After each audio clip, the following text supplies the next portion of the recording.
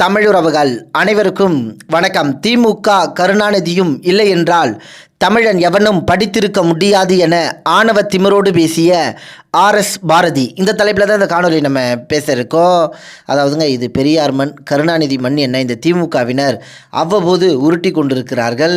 வழக்கமாக பெரியாரும் கருணாநிதியும் இல்லை என்றால் தமிழர்கள் படித்திருக்கவே முடியாது என பல பொய்களை மக்கள் மத்தியில் இந்த திமுகவினர் பரப்பி வருகிறார்கள். அப்படித்தான் ஆர்எஸ் பாரதி நேற்று புதுச்சேரியில் நடந்த கூட்டத்தில் திமுகவும் கருணாநிதியும் இல்லை என்றால் தமிழன் எவனும் படித்திருக்க முடியாது என திமிரோட பேசியிருக்காருங்க. முதல்ல அவர் பேசின காணொலியை நான் இணைச்சி விட்டுறேன், நீங்களே பாருங்க.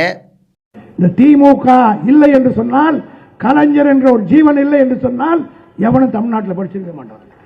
தொடர்ந்து தமிழர்களை இழிவுபடுத்த வேண்டும் என்ற அடிப்படையில் திட்டமிட்ட இந்த திமுக பொறுப்பாளர் ஆர்எஸ் பாரதி போன்றவர்கள் பேசி வருகிறார்கள். இப்படி பேசும் இவர்களை எல்லாம் தேர்தல் நேரத்தில் மக்கள் புறக்கணிக்க வேண்டும் என்பதுதான் பொதுவான மக்களின் கருத்தாக இருக்குங்க. 50,000 ஆண்டுகள் மூத்த ஒரு வரலாற்று கொண்ட தமிழினத்தை பெரியார் கருணாநிதி என்ற வட்டத்துக்குள் சுருக்குவதற்கு இவர்கள் எவ்வளவோ முயற்சி செய்கிறார்கள். அண்ணன் சீமான் அவர்கள் இது போன்ற கருத்துக்களை அடித்து வெளுத்து வாங்குவதால் மேலும் பதட்டத்தில் இந்த திமுகவினர் இப்படி உளறிக் கொண்டிருக்கிறார்கள். குறிப்பாக ஆர்எஸ் பாரதி மேடையில் கருணாநிதி இல்லை என்றால் தமிழன் எவனும் படித்திருக்க முடியாது என ஆணவ திமிரோட பேசியிருப்பதை நீங்கள் எப்படி பார்க்குறீங்கன்றதை உங்களுடைய கருத்துக்களை தெரியப்படுத்துங்க. நன்றி, வணக்கம்.